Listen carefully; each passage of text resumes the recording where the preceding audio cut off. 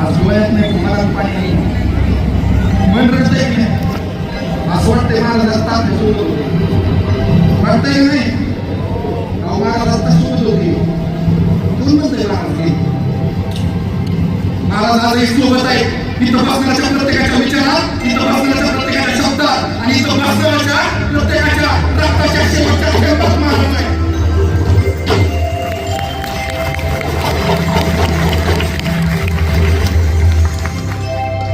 जसं तुम्हाला वाटलं की नाही महाराज गेले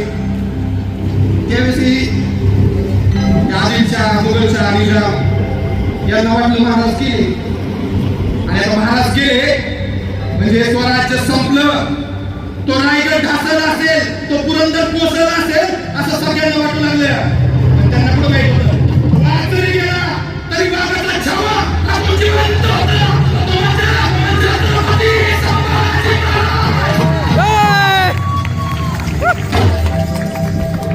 अवघ्या 32 वर्षाचं आयुष्य फक्त 9 वर्ष राज्य गेलं या 9 वर्षात 128 लढाया लागल्या पण 128 लढाईमध्ये एकदाही तह नाही आणि एकदाही पराभव नाही पराक्रम म्हणजे संभाजी साहस म्हणजे संभाजी आणि शौर्य म्हणजे संभाजी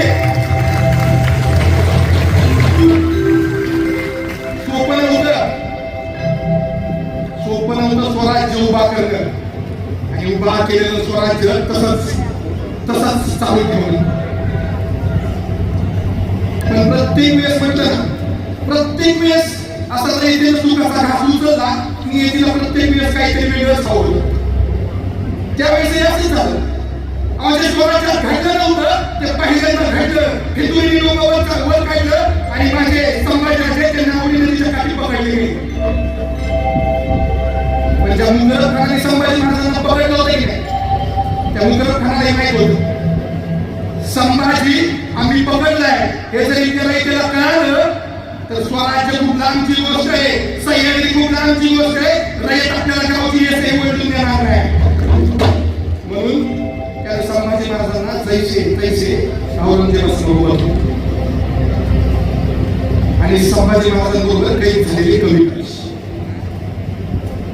त्यांनी या दोघांना औरंगजेबासमोर उभं केलं आणि कळवलं अरे हे संभा झुकवा लोकांना के सामने तो संभाजी हसला आम्हाला अरे येडाय आणि माझ्या आबासाहेबांनी उभा केलेल्या स्वराज्याला या औरंगजेबासारखी काही वादळं फेकून गेली स्वराज्याला झुकलं न वाकलं न नंतर आणि त्याची झेलवणार आहे तो काय कशी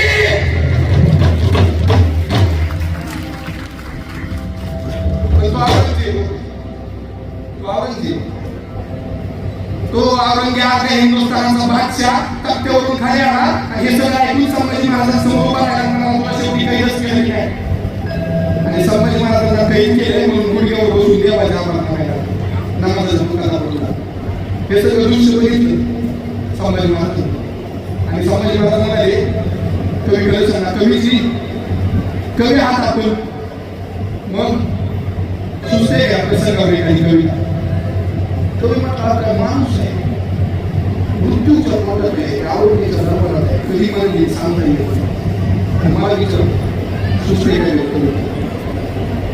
पण तो ही साधा सुद्धा कवी नव्हता तो म्हटला काय राजन काय राजन ऐका यावन रावण की सभा शंभू बद्ध बजरंग लहू सिंधूर सम खूप केले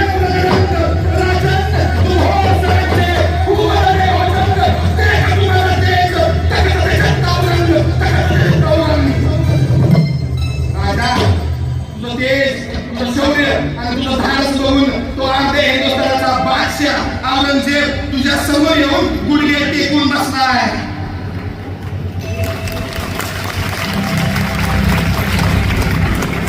तुम्हाला वाटतं का एवढं सगळं ऐकल्यावर औरंगजेब गप्प बसत अहो तो औरंगजेब ज्यानं स्वतःच्या बापाला सोडलं नाही ज्यानं स्वतःच्या भावाला सोडलं नाही तो संभाजी महाराजांना सोडणार होता एकदा केलेली चूक तो परत करणार नव्हता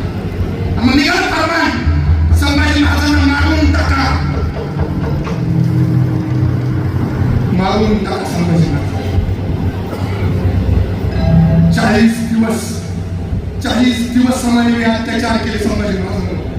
पावसाळ्यात साधा पायात काटा मोडला तरी 8 दिवस पाय घेऊन बसणारे आपण डोळ्यात सळई गेली असतील की सोसला असेल माझ्या राजा.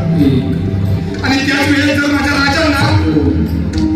आबासाहेब, बाबूसाहेब, आईसाहेब आठवले असतील तर काय म्हणाले असतील माझ्या राजा?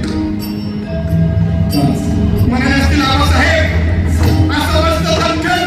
माझ्या आबासाहेबांचं कर्तृत्व आणि संघर्ष उघड्या डोळ्यांनी पाहत असेल,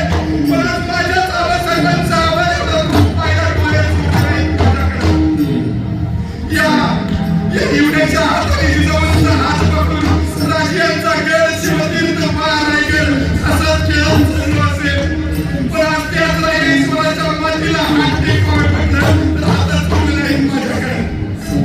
बाबासाहेब तुम्ही बाहेर जाताना तुम्हाला गुडघ्यावर बसून साथ घालायचो आणि म्हणायचो नका जाऊ बाबासाहेब मला सोडून.